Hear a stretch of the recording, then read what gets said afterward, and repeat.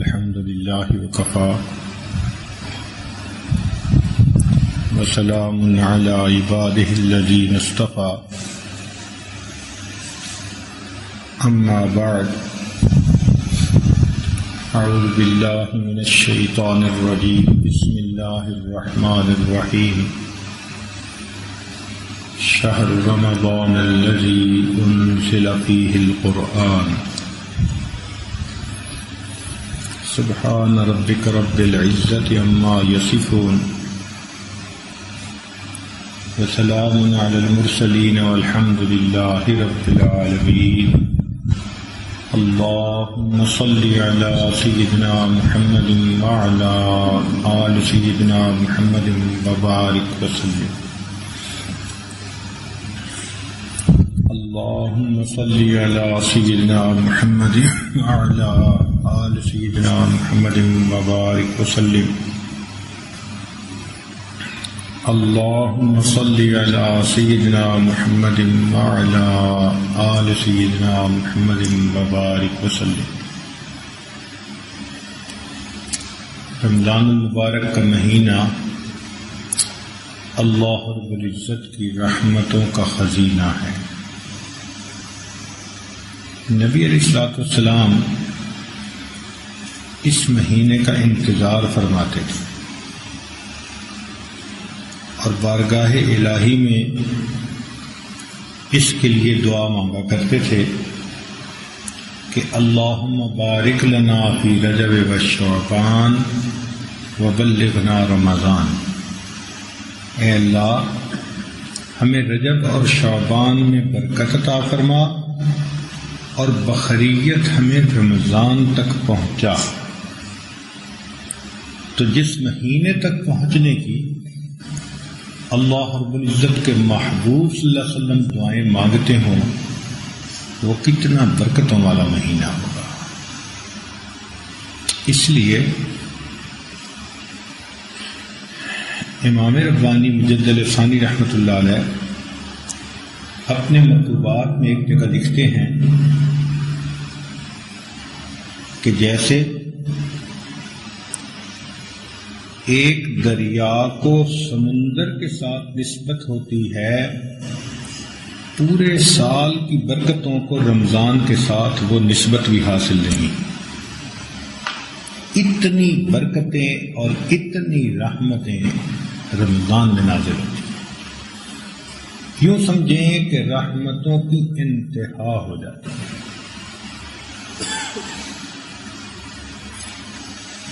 رمضان کا لفظ الرمضان اس سے یہ نکلا ہے. رمضان کا مطلب ہوتا ہے تیزی اور شدت. چنانچہ جب کہتے ہیں نا رمیض یومنا اس کا مطلب ہوتا ہے اے اشتد حرہ کہ آج گرمی زیادہ ہو گئی. چنانچہ جب پرندہ بہت سخت پیاسا ہو اور پیاس کی شدت سے سانس لے رہا ہو تو کہتے ہیں رمض الطائر کہ پرندہ بہت پیاسا ہے. اسی طرح جو نماز چاشت ہے اس کو صلاۃ الضحیٰ کہتے ہیں جو دن کے 10 بجے ادا کی جاتی ہے.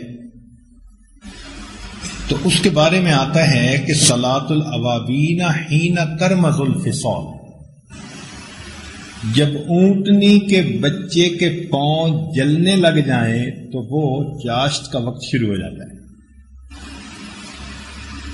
یعنی جب گرمی میں شدت آ جائے.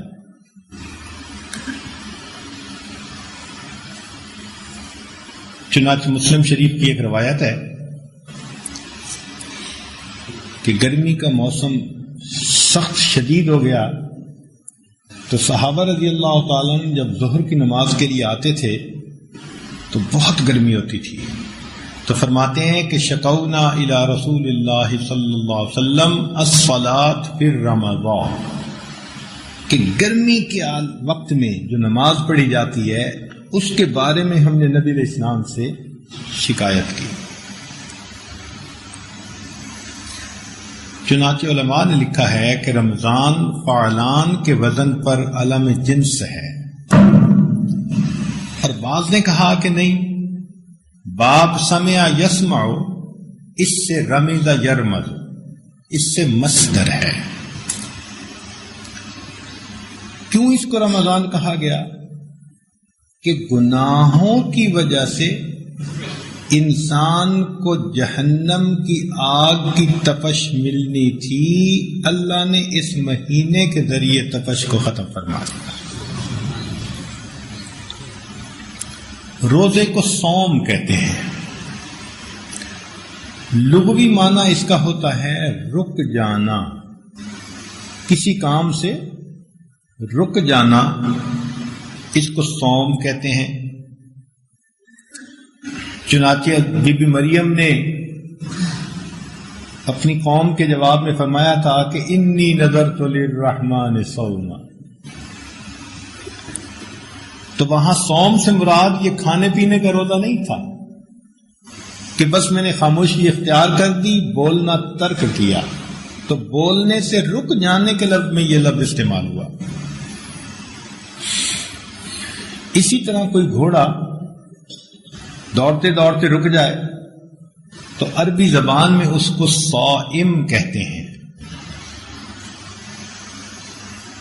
بعض وقت عرب لوگ جب گھوڑے کی ٹریننگ کرنا چاہتے تھے کہ میدان جنگ میں اس پر مشقت آئے گی تو اس کا کھانا پینا ذرا روک لیتے تھے، تو اس وقت بھی اس کے لیے صائم کا لفظ استعمال کیا جاتا تھا۔ شرعی اصطلاح میں صبح صادق سے لے کر غروب آفتاب تک کھانا پینا اور جماع، اس سے رک جانے کا نام صوم ہے۔ چنانچہ حافظ ابن حجر رحمۃ اللہ علیہ نے صوم کی تعریف یہ کی، وفی الشرع امساک مخصوص فی زمن مخصوص عن شیء مخصوص بشرائط مخصوصہ۔ اب کوئی آدمی اگر اپنا وزن کم کرنے کے لیے صبح صادق سے لے کے غروب آفتاب تک نہ کھائے تو اس کو تو صوم نہیں کہیں گے، حالانکہ بالفعل تو وہ بھی وہی کام کر رہا ہے مگر نیت نہیں ہے، شرائط مخصوصہ نہیں پائی گئی، اس لیے اس کو صوم نہیں کہیں گے۔ تو صوم میں ایک نیت کے ساتھ صبح صادق سے لے کے غروب آفتاب تک 3 کاموں سے رک جانا، کھانا پینا اور جماع۔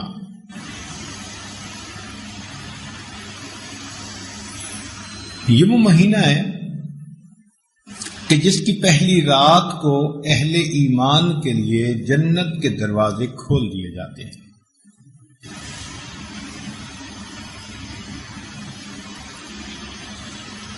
ہمارے بزرگ اس کا اتنا اہتمام فرماتے تھے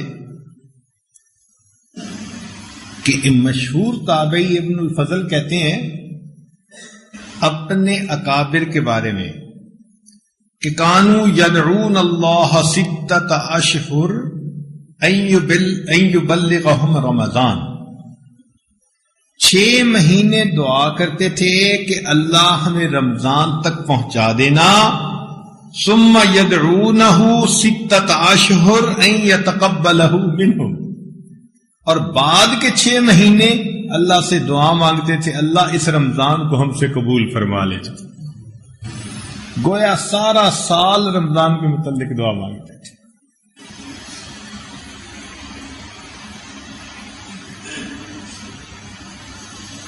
یہ رمضان المبارک کا مہینہ اللہ رب العزت کی خصوصی رحمتوں کا مہینہ ہے۔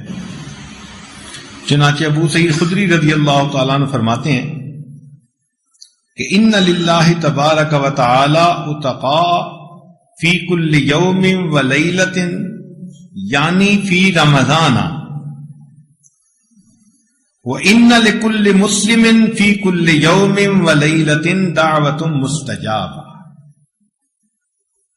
رمضان المبارک کے ہر دن میں، ہر رات میں جہنمیوں کو جہنم سے بری کیا جاتا ہے، اور روزہ دار کے لیے رمضان المبارک کے ہر دن اور ہر رات میں دعائیں قبول کی جاتی ہیں۔ آپ ذرا غور کریں بات پر کہ کوئی بڑا متقی پرہیزگار شخص ہو جس کو آپ اللہ کا ولی سمجھتے ہیں، اور وہ آپ کو بتا دے کہ بھئی دعا قبول ہونے کا وقت ہے، دعا مانگو، تو آپ کتنے ذوق، شوق، الہا اور زاری کے ساتھ دعا مانگیں گے۔ تو جی ایسے بزرگ نے کہہ دیا قبولیت کا وقت ہے، اور یہاں تو سید الانبیاء، امام الانبیاء، محبوب رب العالمین، وہ فرما رہے ہیں کہ روزہ دار کی دعا ہر دن اور رات میں اللہ کے ہاں قبول کر لی جاتی۔ تو ہمیں کتنے اہتمام سے دعائیں مانگنی چاہیے۔ بس یوں کہیں کہ اللہ تعالی نے اپنے ایمان والے بندوں کو بخشنے کا ایک طریقہ بنا دیا۔ ہمارے ہاں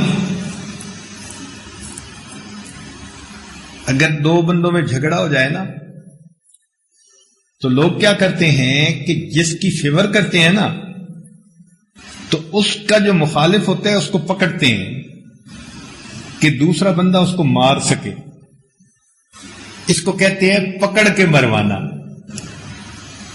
بالکل رمضان مبارک میں اللہ تعالی شیطان کو باندھ کے مرواتے ہیں۔ حدیث پاک میں آتا ہے کہ فرشتوں کو حکم دیا جاتا ہے کہ جاؤ اور جتنے بڑے بڑے شیاطین ہیں نا، سرکش شیاطین، ان کو تم باندھ دو تاکہ میری امت، محبوب کی امت کے روزے داروں کے روزوں کو خراب نہ کر سکے۔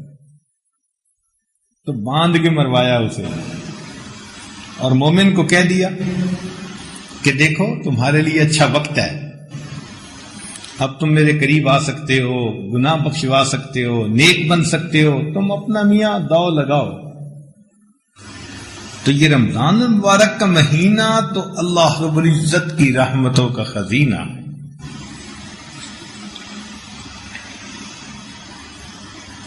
اس لیے حدیث پاک میں آتا ہے کہ ینظر اللہ تعالی الی تنافسکم فی، اللہ تعالیٰ دیکھتے ہیں کہ تم میں سے کون اس رمضان میں زیادہ نیکی کرنے کا شوق رکھتا ہے، آگے بڑھتا ہے۔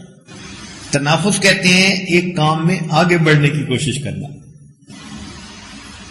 اللہ تعالیٰ دیکھتے ہیں کہ کون ہے جو نسبتاً زیادہ میرے قریب ہونے کی کوشش کرتا ہے۔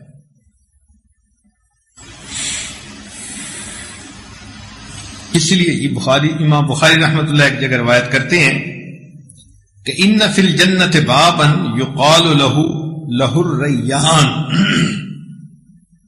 جنت کا ایک دروازہ ہے، اس کا نام ہی ریان ہے۔ یدخل منہ الصائمون یوم القیامہ، قیامت کے دن اس میں روزہ دار ہی داخل ہو سکیں گے۔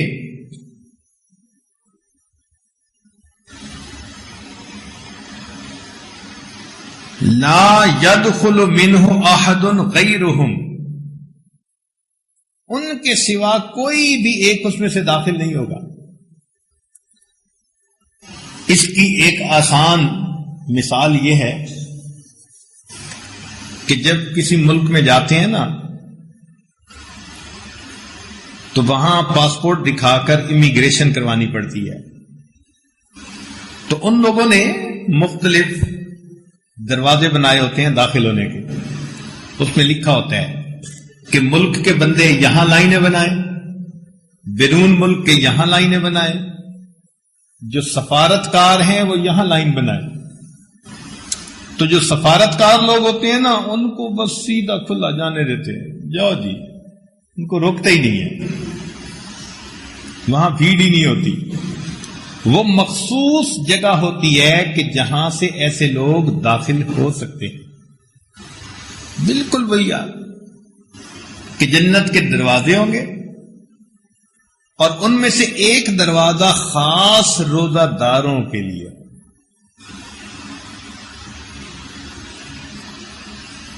یہ اللہ رب العزت کا کتنا بڑا انعام ہے.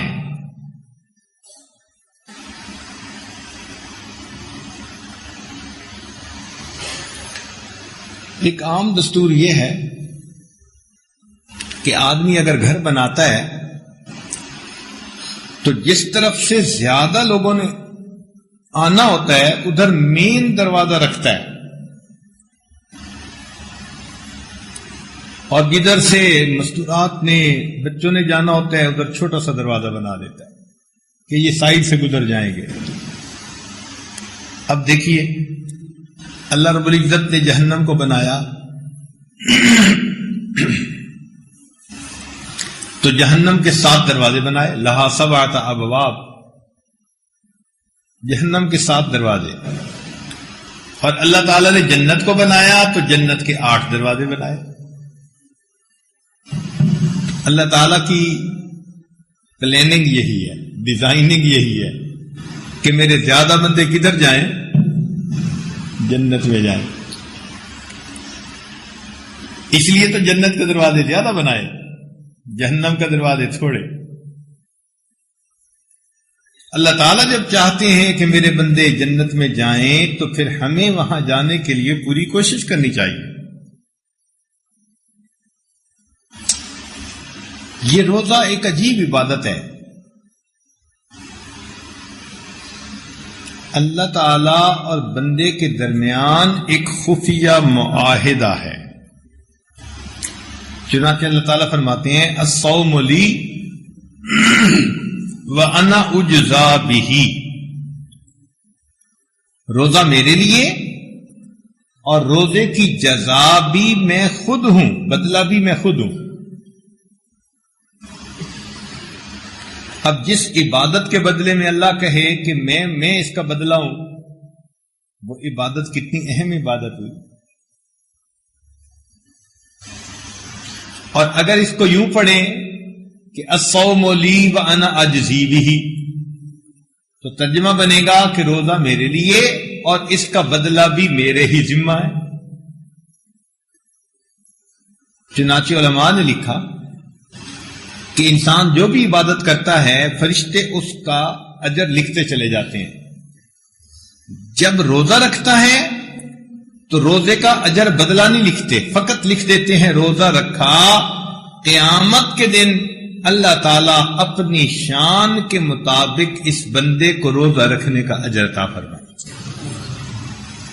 بڑوں کی دین بڑی ہوتی ہے. مجھ سے کوئی بندہ اگر مانگے نا تو ہو سکتا ہے کہ میں اس کو 5 روپے دے سکوں. کسی امیر آدمی سے مانگے تو وہ 100 روپیہ دے دے گا، کسی وزیر سے مانگے گا تو وہ 1000 روپیہ دے دے گا، اور کسی ملک کے صدر سے مانگے گا تو اس کو 1000 دیتے بھی شرم آئے گی، ہو سکتا ہے کہ 10-20 ہزار دے دے. اور اگر سعودی عرب کے بادشاہ سے مانگے گا تو ان کو تو ہزاروں دیتے شرم آتی ہے، وہ تو ملین میں باتیں کرتے ہیں، تو ملین ملیں گے. یعنی جتنا مقام بڑھتا گیا دین بڑھتی گئی. جب دنیا کے بادشاہوں کا یہ حال ہے تو سوچئے کہ اس کائنات کے مالک، اس کے خالق اللہ رب العزت جب قیامت کے دن خود عطا فرمائیں گے تو پھر ان کی دین کا کیا عالم ہوگا.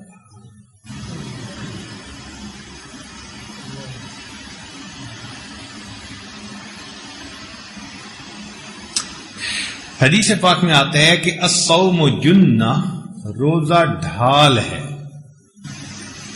ڈھال کہتے ہیں شیلڈ کو جس سے بندہ بچ جاتا ہے. چنانچہ یہ شیلڈ ہے کس سے؟ جہنم کی عذاب سے. یہ ڈھال ہے کس سے؟ اللہ تعالی کی ناراضگی سے بچنے کے لیے ڈھال. یہ ڈھال ہے کس سے؟ دنیا کی مصیبتوں سے بچنے کے لیے ڈھال، شیطان کے حملے سے بچنے کے لیے ڈھال. نفس کے جو مکاریاں ہیں ان مکاریوں سے بچنے کے لیے ڈھال. یہ ڈھال ہے. جس نقصان دہ چیز سے آپ بچنا چاہیں تو روزہ آپ کو اس سے بچا دے گا.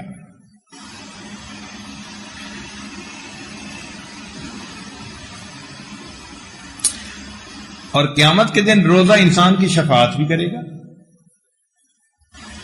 چنانچہ حدیث پاک میں آتا ہے الصیام والقرآن یشفعان للعبد یوم القیامہ، کہ صیام اور قرآن قیامت کے دن بندے کی شفاعت فرمائیں گے.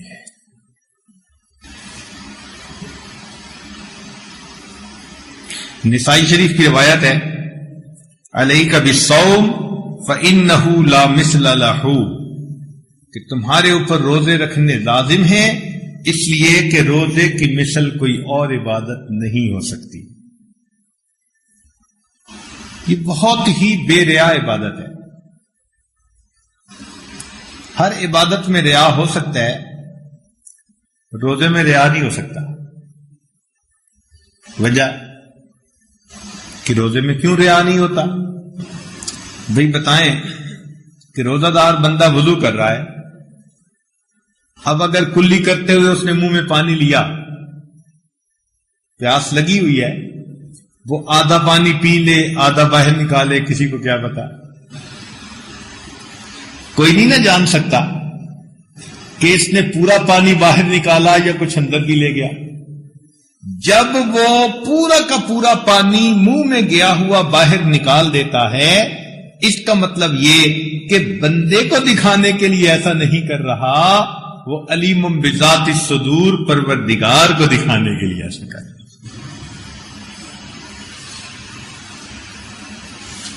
اس لیے اس نماز اس کی اللہ کے ہاں اس کا درجہ بہت بڑا ہے.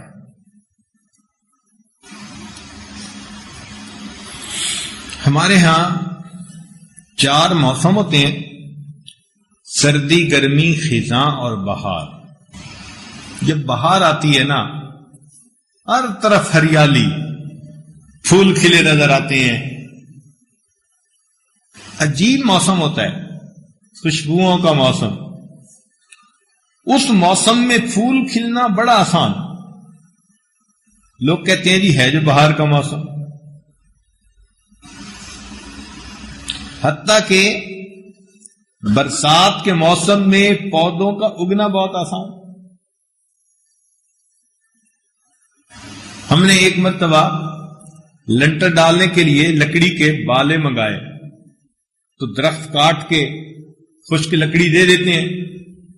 ہم نے وہ لکڑی کے بالے نیچے دے دیے تو موسم ایسا تھا، 1 ہفتے کے اندر ان بالوں میں سے سب پتے نکلنے شروع ہو گئے.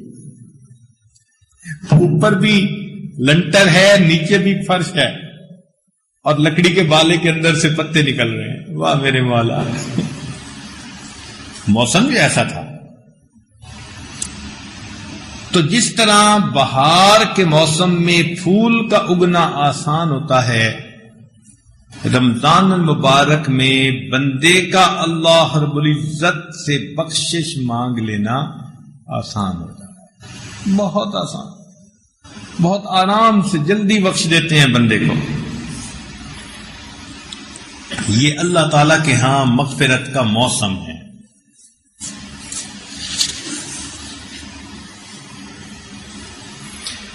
اس لیے حدیث پاک میں آتا ہے کہ روزہ دار آدمی جب روزہ افطار کرتا ہے تو اس وقت اس کی دعائیں قبول ہوتی ہیں.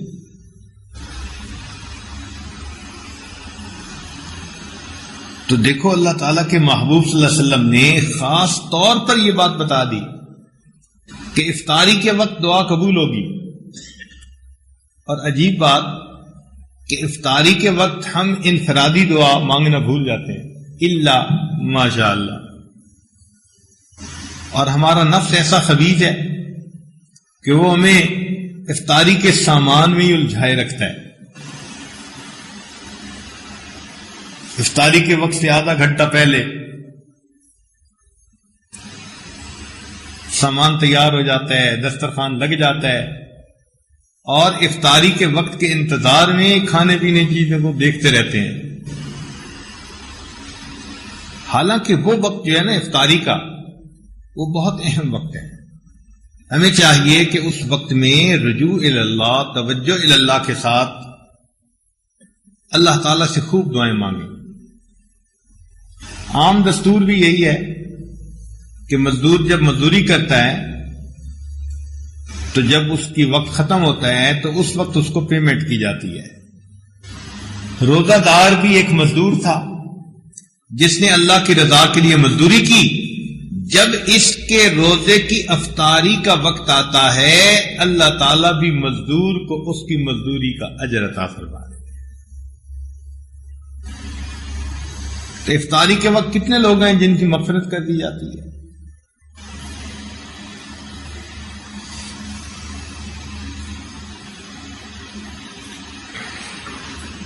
روزہ دار آدمی کا سونا بھی عبادت، اس کا سانس لینا عبادت، حتیٰ کہ اس کی دعائیں قبول ہوتی ہیں اور اللہ تعالیٰ اس کی نیکیوں کو کئی گنا زیادہ فرما دیتے ہیں. حضرت علی لانو ایک بات فرمایا کرتے تھے کہ اگر اللہ رب العزت نے امت محمدیہ کو عذاب دینا ہوتا تو نہ ان کو سورہ اخلاص عطا فرماتے نہ ان کو رمضان عطا فرماتے. جب سورہ اخلاص بھی دے دی اور رمضان بھی دے دیا تو یہ دو باتیں اس بات کی گواہی دیتی ہیں کہ اللہ اس امت کو عذاب نہیں دینا چاہتے.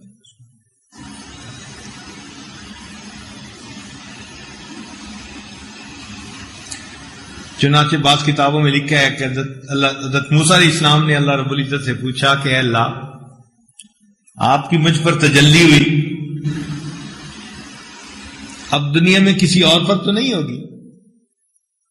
اللہ تعالیٰ نے فرمایا کہ میرے محبوب جب آئیں گے تو میرے محبوب کی امت کے بعد روزہ دار ایسے ہوں گے کہ افطاری کے وقت میں ان کے دلوں پر تجلی عطا فرماؤں. تو روزہ داروں کو یہ نعمت ملتی ہے.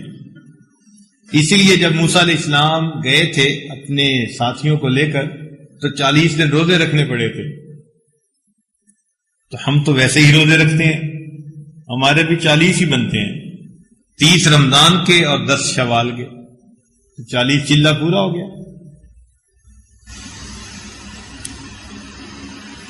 روزہ اصل میں بھوکا رہنا یہ ملکوتی عمل ہے. ملائکہ کچھ نہیں کھاتے پیتے، تو جب بندہ بھی بھوکا رہتا ہے تو ملائکہ کے ساتھ اس کی ایک مناسبت ہو جاتی ہے. اس لیے روزہ رکھنے والے بندے کی اندر سے گناہوں کی چاہتیں ختم ہو جاتی ہیں. نبی علیہ السلام نے اس لیے فرمایا یا معاشر الشباب، اے نوجوانوں کی جماعت، تم میں سے جس کے پاس استطاعت ہو وہ اپنا شادی کر لے، اور جس کے پاس اتنی استطاعت نہ ہو اس کو چاہیے کہ وہ روزے رکھے، اس لیے کہ روزے کی وجہ سے تمہارے لیے پاک بازی کی زندگی گزارنی آسان ہو جائے.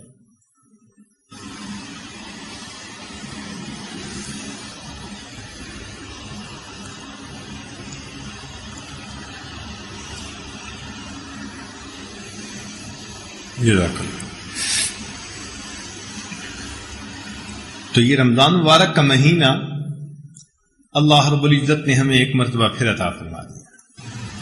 ہم نے دیکھا ہے کہ بعض اوقات مارکیٹ میں چیزوں کی سیل لگتی ہے. جب سیل لگتی ہے تو قیمتی چیزیں بڑی سستی کم قیمت پہ بڑے آسانی سے مل جاتی ہیں. مثلاً کپڑے کی سیل لگی، جوتے کی سیل لگی، تو جس چیز کی بھی سیل لگے تو وہ چیز سستے داموں اور آسانی کے ساتھ مل جاتی ہے. قرآن و حدیث کا مطالعہ کیا جائے تو یوں معلوم ہوتا ہے کہ اللہ رب العزت رمضان المبارک میں جنت کی سیل لگا دیتے ہیں. اس لیے نبی علیہ السلام نے دعا سکھائی کہ رمضان مبارک میں دعا مانگا کرو، اللہم انی اسألک الجنہ واعوذ بک من النار، اے اللہ میں آپ سے جنت کا سوال کرتا ہوں اور جہنم سے میں آپ کی پناہ مانگتا ہوں۔ تو جنت آسانی سے مل جاتی ہے اس مہینے میں، اللہ تعالیٰ کے مقبول بندوں میں شامل ہو جاتا ہے انسان۔ امام ربانی مجدد ثانی رحمۃ اللہ علیہ نے ایک بہت ہی عجیب بات لکھی ہے۔ وہ فرماتے ہیں کہ ایک وقت ہوتا ہے سورج نکلنے کا، طلوع آفتاب کا، اور ایک وقت ہوتا ہے صبح صادق کا۔ صبح صادق رات کے جانے کی دلیل ہوتی ہے اور سورج کے نکلنے کی خوشخبری دیتی ہے۔ تو وہ فرماتے ہیں کہ جو 15 شعبان کی رات ہے وہ انوار و برکات کی صبح و صادق طلوع ہونے کی رات ہے۔ پھر اس کے بعد ہر دن یہ نور بڑھتا ہے، رحمت بڑھتی ہے، برکت بڑھتی ہے، حتیٰ کہ 29 شعبان کو ایسے ہی نور اتر رہا ہوتا ہے جیسے کہ رمضان کے دنوں میں نور اترتا ہے۔ اور واقعی ہم نے دیکھا کئی دفعہ گھروں میں بچے دیر سے اٹھتے ہیں تو پوچھتے ہیں کہ جی نماز کا وقت کہیں قضا تو نہیں ہو گیا؟ تو دوسرا کہتے نہیں نماز کا وقت قضا ہو گیا۔ جب دیکھتے ہیں کسی چارٹ کو تو ابھی اس میں 5-7 منٹ باقی ہوتے ہیں۔ اس کا کیا مطلب ہوا کہ سورج نکلنے سے 5-7 منٹ پہلے اتنا اجالا ہو جاتا ہے کہ بالکل یوں لگتا ہے کہ جیسے سورج نکل چکا ہے۔ تو شعبان کے آخری دنوں میں اسی طرح، اور اب سورج نکل آیا وہ انوار و برکات کا۔ تو اسی ضمن میں امام ربانی مجدد ثانی رحمۃ اللہ علیہ ایک بات لکھتے ہیں، بات بڑی توجہ طلب ہے۔ وہ فرماتے ہیں کہ 15 شعبان کی رات آئندہ سال کے بجٹ کی رات ہے۔ جیسے حکومتیں جون میں بجٹ پیش کرتی ہیں نا جی آئندہ سال کیا ہوگا، تو آئندہ سال کون زندہ رہے گا کون مرے گا اس کی لسٹ بنتی ہے۔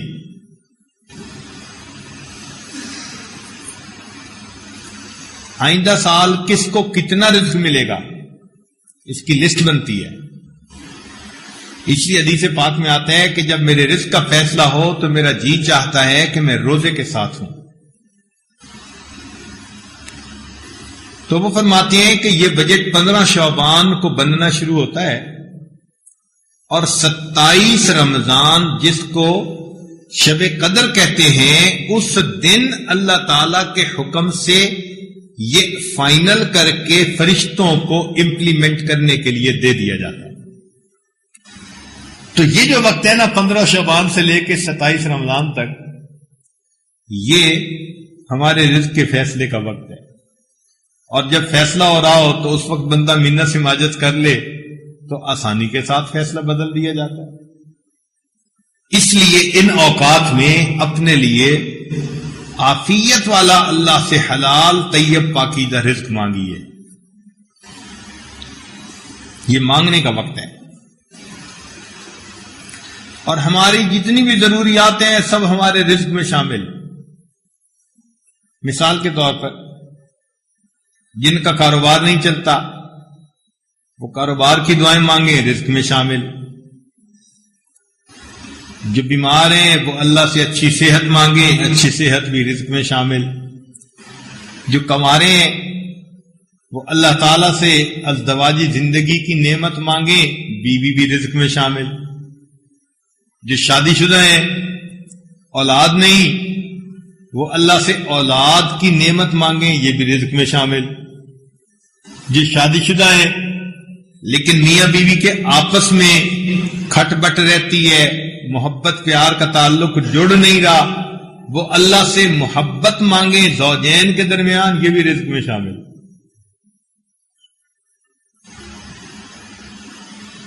دنیا کی عزتیں مانگیں، یہ بھی اس میں شامل۔ تو معلوم ہوا کہ جو ہماری ضروریات ہیں یہ ساری کی ساری ہمارے رزق میں شامل ہیں۔ ہم اللہ تعالی سے یہ سب نعمتیں مانگیں۔ اللہ تعالیٰ نے ہمیں اپنی زندگی میں ایک گولڈن چانس دے دیا، ایک آخری چانس دے دیا کہ تم اپنے آپ کو بخشواؤ، ہم تمہیں ایک موقع اور عطا فرما دیتے۔ اس لیے یہ رمضان کا مہینہ بہت ڈٹ کے گزارنے کا مہینہ۔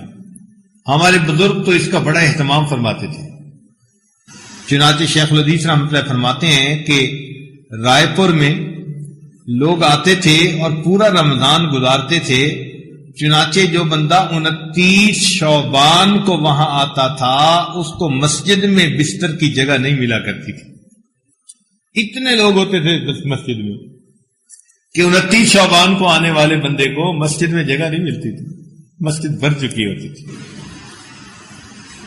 اور ہمارے بہت سارے اکابر کا یہ طریقہ رہا کہ وہ اپنے متعلقین کو رمضان مبارک میں اپنے ہاں دعوت دیتے اور اس دوران ان کو اذکار اوراد سکھاتے تھے، ان کی اصلاح اور تربیت کی محفلیں ہوتی تھیں۔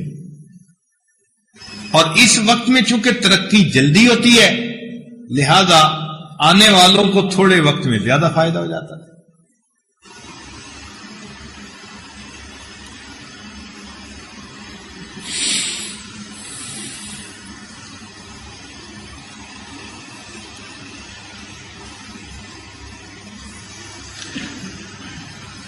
تو ہمیں چاہیے کہ اللہ تعالیٰ نے جو ہمیں رمضان مبارک کی نسبت سے ان اصلاحی تربیتی محفلوں میں شرکت کے لیے فراغت دے دی، سکون دے دیا، پہنچا دیا، تو اب ہم اس وقت کو اچھے طریقے سے گزاریں تاکہ ہم اپنے دل کو منور کر سکیں اور اپنے رب کو راضی کر سکیں۔ رمضان مبارک کی ایک ایک لمحے میں وہ برکتیں ہیں کہ وہ ایک عام بندے کو ولی بنانے کے لیے کافی ہو جاتی ہے۔ ایک ایک لمحے میں اتنی برکتیں ہیں۔ ہمیں ابھی اس مہینے کی برکتوں کا اندازہ ہی نہیں ہے۔ حضرت شیخ الحدیث رحمۃ اللہ فرماتے ہیں کہ میں رمضان مبارک ایسے گزارتا تھا کہ نہ کسی سے کلام، نہ سلام، نہ پیام، یعنی مشغول رہتا تھا، حتیٰ کہ لوگ مجھے دیکھ کر کہتے تھے کہ رمضان تو اوروں پہ بھی آتا ہے لیکن اس طرح بخار کی طرح نہیں آتا جس طرح ان پہ آ جاتا ہے۔ جیسے بخار آ جاتا ہے نا کسی پہ، رمضان ایسے آ جاتا ہے۔ فرماتے ہیں کہ میں نے جو پارہ رات کو تراویح میں پڑھنا ہوتا تھا دن میں 30 مرتبہ میں اسے سنا دیتا تھا، یعنی ایک قرآن مجید روزانہ مکمل ہو گیا۔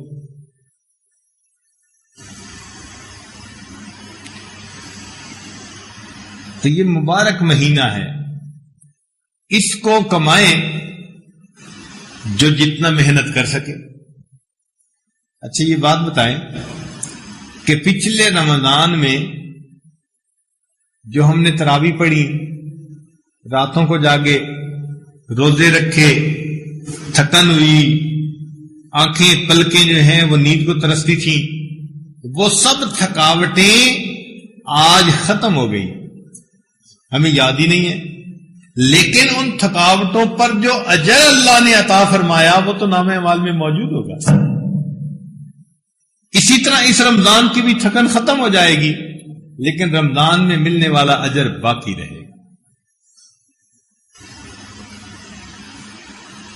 اس کو ڈٹ کے گزار دیجئے، اپنے من کو سنوارنے کے لیے، اپنے دل کو پاک کرنے کے لیے، منور کرنے کے لیے اس وقت سے فائدہ اٹھا لیجیے۔ چنانچہ ہم 24 گھنٹے گزارنے کا ایک نظام الاوقات بنایا ہے حضرت مولانا حبیب اللہ صاحب دامت برکاتہم آپ لوگوں کو وہ بتا دیں گے، اور 24 گھنٹے ایک ترتیب کے ساتھ ہمارے گزریں گے۔ آج آپ آئے ہیں تو آپ کو یوں لگ رہا ہے کہ جی نئی جگہ نئے، لیکن جب چند دن کے بعد آخری دعا کے بعد جائیں گے تو آپ یوں محسوس کریں گے کہ جیسے پتہ نہیں مہینوں گزار کے یہاں جا رہے۔ یہ وقت کی برکت آپ اپنی آنکھوں سے دیکھیے گا۔ یہ ہمارے بزرگوں کی نسبت کے اثرات ہیں کہ دیکھنے میں 3-4 دن کا وقفہ ہوتا ہے، مگر بندے کے اندر احساس ایسے آ جاتا ہے، فائدہ ایسے ہوتا ہے، اس کو لگتا ہے کہ میں بہت سارا وقت اللہ کی یاد میں گزار کے آیا۔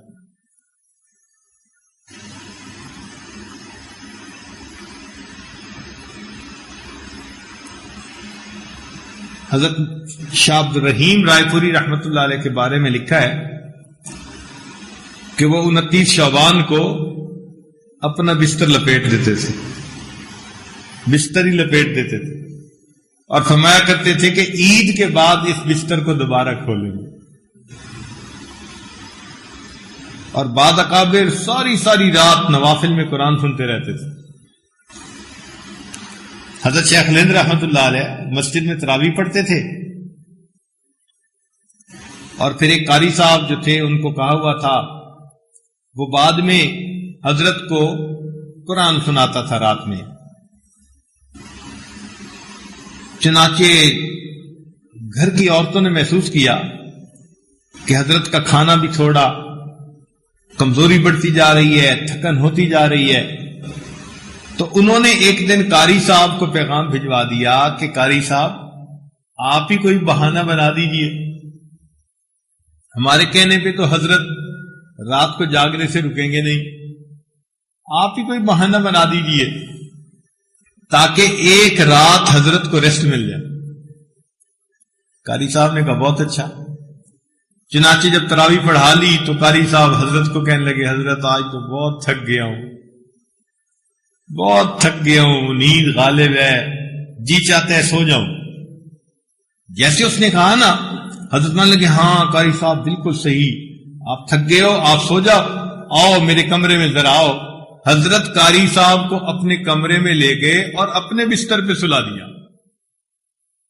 اب شاگرد کے لیے اس طرح استاد کے بستر پہ سونا حجاب محسوس ہوتا ہے۔ پہلے تو وہ سو نہیں رہے تھے، حضرت نے حکمن فرمایا نہیں یہیں سو جاؤ، تو وہ سونے کے لیے آمادہ ہو گئے۔ وہ کہتے ہیں کہ میں لیٹا، ابھی تھوڑی دیر گزری تھی کہ میں نے دیکھا کہ کوئی میرے پاؤں دبا رہا ہے، تو میں سمجھا کہ حضرت نے کسی طالب علم کو بھیج دیا ہوگا کہ قاری صاحب تھکے ہوئے، میں طالب علم کی شکل تو دیکھوں۔ کہتے ہیں جب میں نے آنکھیں کھول کے دیکھا تو شیخ الہند رحمت اللہ علیہ جو میرے شیخ میرے پیر تھے وہ میرے پاؤں دبا رہے تھے۔ تو میں اٹھ کے بیٹھ گیا، میں نے کہا حضرت یہ کیا کر رہے ہیں؟ فرمایا قاری صاحب آپ نے تو خود ہی کہا تھا میں تھکا ہوا ہوں، تو میں نے کہا تھکے ہوئے کو دبا لینے کا ثواب میں بھی لے لیتا ہوں۔ کہنے لگے میں نے کہا حضرت آپ نے میرے پاؤں دبانے ہیں تو چلے میں آپ کو قرآن سناتا ہوں۔ پھر ہم آ کر مسجد میں کھڑے ہوئے اور ترتیب کے مطابق جو قرآن روز سناتا تھا اس دن بھی حضرت کو سنا دیا۔ ایسے وقت گزارتے تھے۔ گھروں کے اندر عورتیں بھی اسی طرح، انتظام ایسا ہوتا تھا کہ مرد پڑھتا تھا، اس کے پیچھے مردوں کی ایک لائن ہو جاتی تھی، اور پیچھے پردہ ہوتا تھا، پردے کے پیچھے گھر کی عورتیں بھی کھڑے ہو کے پڑھ لیتی تھی تراویح۔ اس ترتیب سے پڑھنے کی اجازت ہے۔ اب یہ عورتیں تراویح کے اندر خوب ذوق شوق کے ساتھ گھر کی عورتیں شریک ہوتی۔ حضرت کے کوئی قریبی عزیز سنایا کرتے تھے، ایک دن ان کی طبیعت ٹھیک نہیں تھی، بیمار ہو گئے، تو حضرت نے ایک اور قاری صاحب کو بھیج دیا، بھئی آپ چلے جائیں۔ لو جی وہ قاری صاحب تراویح تو پڑھا کے آئے،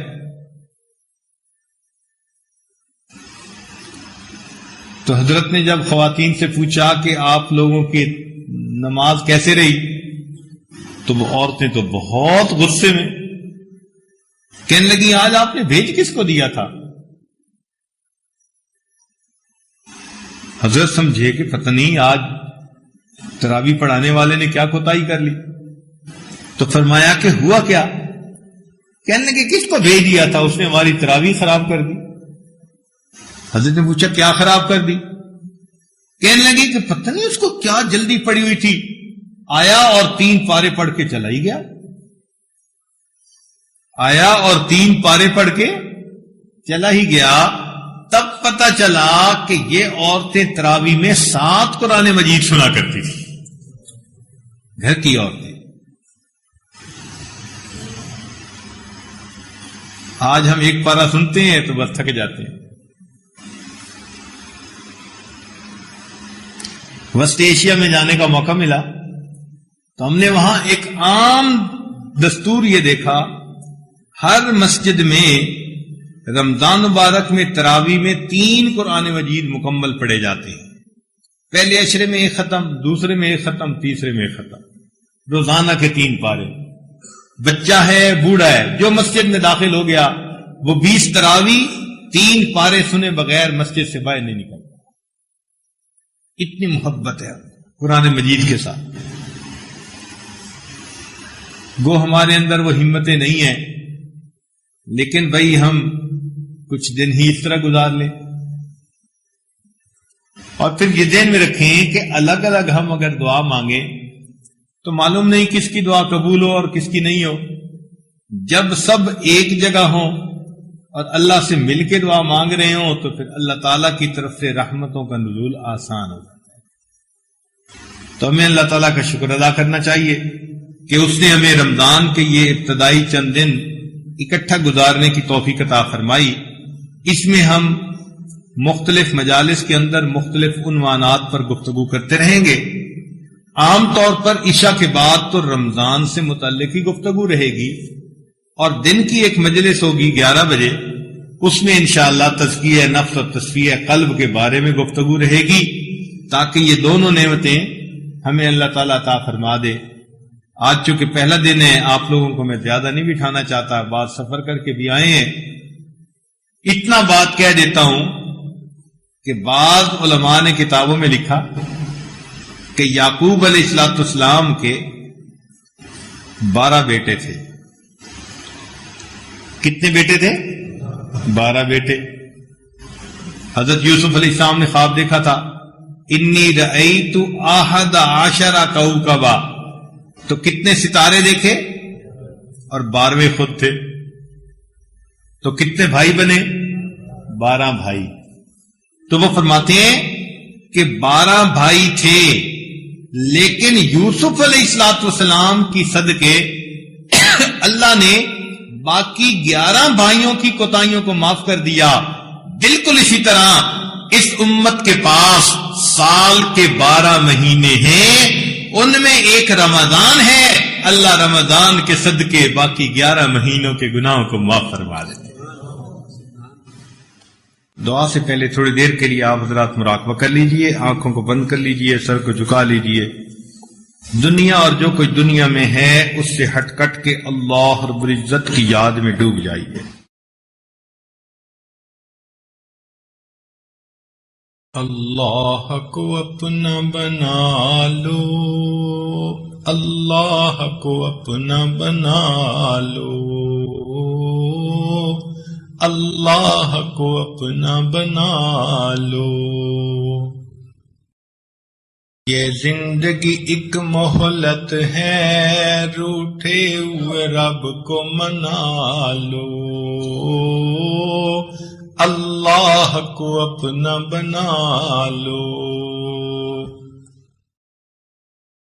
اب سب رشتوں کو چھوڑو، اللہ سے رشتہ جوڑو،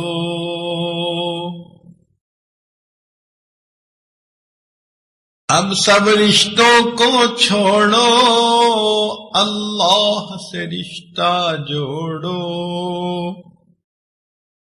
ہر غیر سے اب ہٹ کٹ کے اللہ سے لو لگا لو،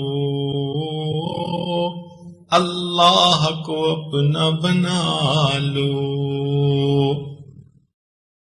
اللہ کو دل میں بسا لو، اللہ کو دل میں بسا لو،